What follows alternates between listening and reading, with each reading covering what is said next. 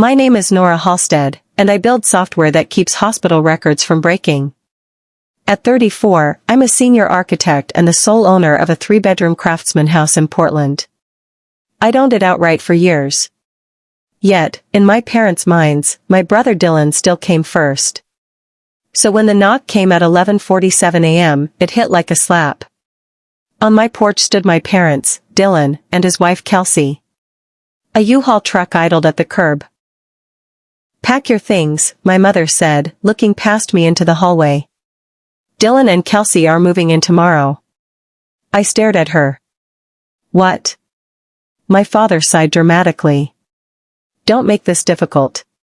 They're expecting a baby. They need space." "This is my house," I said. Dylan spoke with forced calm. "You live here alone. We need it more." Kelsey rested a hand on her stomach. "Family helps family." My mother waved dismissively. "Your father helped you buy it. It's basically family property." "No," I replied slowly and clearly. "I bought it. My name is on the deed. You're not moving in." My father tried to step past me, but I blocked the doorway. "If you step inside without permission, you're trespassing." His eyes flashed. "You wouldn't." I pulled out my phone and called my attorney, Jay Park.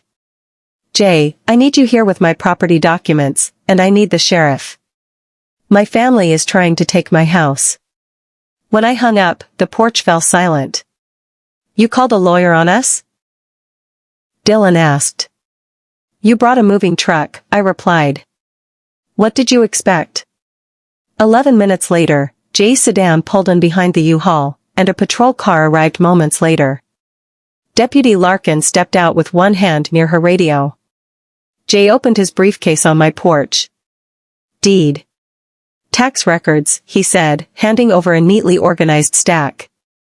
"Nora Halstead is the sole owner. No co-signers." My mother smiled too brightly. "We're her parents. We gave her the down payment. Do you have proof?" the deputy asked.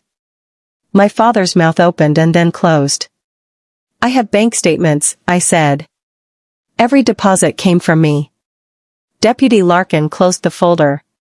"Then you have no claim. Ms. Halstead wants you off the property. Leave now." Kelsey's eyes filled with tears. Dylan snapped. "She's doing this to punish us." "I'm doing this because it's my house," I said. That's the whole sentence. My father leaned closer, anger shaking through his finger. "You'll regret this." "I can live with regret," I replied. "I won't live with theft." They retreated, loading their anger back into the truck before driving away. Jay photographed the license plates and filed a report. "If they come back," he said, "we document everything and act fast." For the next week, they switched tactics. Relatives called me cruel. Long messages arrived about loyalty and family obligations. Dylan posted online about his heartless sister hoarding the family home. The story spread quickly. Jay sent a cease and desist letter. Dylan answered with dozens of phone calls. I never picked up. 2 weeks later, after a late meeting, I pulled into my driveway and discovered my key wouldn't turn. A new deadbolt. A new doorknob. My porch light cast my shadow back at me. I called my father. He didn't bother pretending. "Dylan moved in this morning," he said. "Be reasonable and you can collect your things." I hung up immediately and dialed 911, forcing my voice to stay calm while my hand shook around the useless key. The officers arrived quickly. I met them with my driver's license and the deed Jay had emailed me. With my consent, they brought in a locksmith. The door opened onto chaos. Boxes filled my entryway. My bedroom had been stripped. Dylan stood in the hallway holding a tool bag. Kelsey hovered behind him. "This is a civil dispute," Dylan argued. "It was," the lead officer replied, "until the locks were changed and the owner was excluded from her property." Handcuffs clicked shut around Dylan's wrists. He looked stunned, as though the world had promised him immunity. Kelsey began to cry. The officer read her rights anyway. My parents arrived while the arrests were underway. My mother reached for my arm. You're destroying us. You tried to erase me, I said. Out of my own house. The next morning, Jay filed for a protective order. It was granted. Dylan's employer learned about the arrest and the online smear campaign. He was fired. A plea deal was offered with no restitution and no public retraction. I refused. At trial, the evidence was straightforward. The deed. Tax records.